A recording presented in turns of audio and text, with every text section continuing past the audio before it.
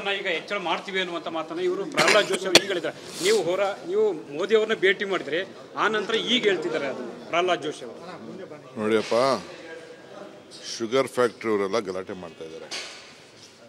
CM ಹತ್ರನೂ ಗಲಾಟೆ ಮಾಡಿದ್ದಾರೆ, ನನ್ನ ಹತ್ರನೂ ಭಾಳ ರಿಕ್ವೆಸ್ಟ್ ಮಾಡಿದ್ದಾರೆ. ಅವ್ರಿಗೆ ಆಗಲ್ಲ, ಇದು ಶುಗರ್ ಪ್ರೈಸು ಜಾಸ್ತಿ ಆಗಿ 10 ವರ್ಷ ಆಯಿತು, 7-8 ವರ್ಷ ಆಯಿತು ಅಂತ ಅವ್ರು ಗಲಾಟೆ ಮಾಡ್ತಾ ಇದ್ದಾರೆ. ಸೊ ನಾವು ಅದನ್ನು ಪ್ರೈಮ್ ಮಿನಿಸ್ಟರ್ಗೆ ಇದನ್ನು ಮನವಿಯನ್ನು ನಾವು ಮಾಡಿದ್ದೇವೆ. ರೈತರಿಗೂ ಒಳ್ಳೇದಾಗಬೇಕು, ಫ್ಯಾಕ್ಟ್ರಿಯವರು ಇದ್ದರೆ ರೈತರು ಇದ್ದರೆ ಫ್ಯಾಕ್ಟ್ರಿ, ಆಮೇಲೆ ಉದ್ಯಮನೂ ನಡಿಬೇಕು. ಅದಕ್ಕೆ ತೀರ್ಮಾನ ಮಾಡೋರು ಅವರು.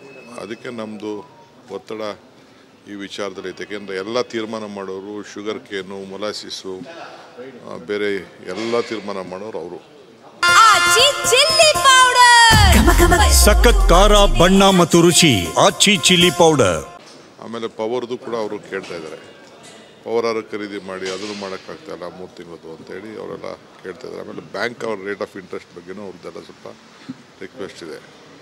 ಸೊ ಅದು ಬ್ಯಾಂಕಿಗೆ ನ್ಯಾಷನಲೈಸ್ ಬ್ಯಾಂಕು ಆಮೇಲೆ ಅಪೆಕ್ಸ್ ಬ್ಯಾಂಕ್ದು ತೀರ್ಮಾನ ಮಾಡೋರು, ಅದಕ್ಕೆ RBIನವರು ಡೈರೆಕ್ಷನ್ಸ್ ಮೇಲೆ ಮಾಡಬೇಕು. ಸೊ ಅದಕ್ಕೆ ಅವ್ರಿಗೂ ನ್ಯಾಯ ಒದಗಿಸ್ಕೊಡ್ಬೇಕು ಅಂತ ಹೇಳಿದ್ದೀವಿ. ನೋಡೋಣ. ಭಾಳ ಸಂತೋಷ ಪ್ರಹ್ಲಾದ್ ಜೋಶಿ ಹೇಳಿದ್ದಾರೆ ಅಂತಂದರೆ ಅಟ್ಲೀಸ್ಟ್ ಅವ್ರಿಗೂ ಆ ಕಡೆ ಸ್ವಲ್ಪ ಬಿಸಿ ಅವ್ರಿಗೂ ಅರಿವಿದೆ. ಸರ್, ನಿಮ್ಮ ಕನಸಿನ ಯೋಜನೆ ಮೇಕೆದಾಟು DPR ಕೂಡ ಅದನ್ನು ಹೊಸದಾಗಿ ಇದು ಮಾಡಬೇಕು ಅಂತ ಹೊಸದಾಗಲ್ಲ, ಮಾಡಿಫೈ ಮಾಡಬೇಕು. ಏನಿದೆ ಅದನ್ನೆಲ್ಲ ಸರಿ ಮಾಡಬೇಕು. ಅವರು ಕೆಲವೆಲ್ಲ ಅಬ್ಜೆಕ್ಷನ್ಸ್ ಹಾಕಿ ವಾಪಸ್ ಕಳಿಸೋರೆ.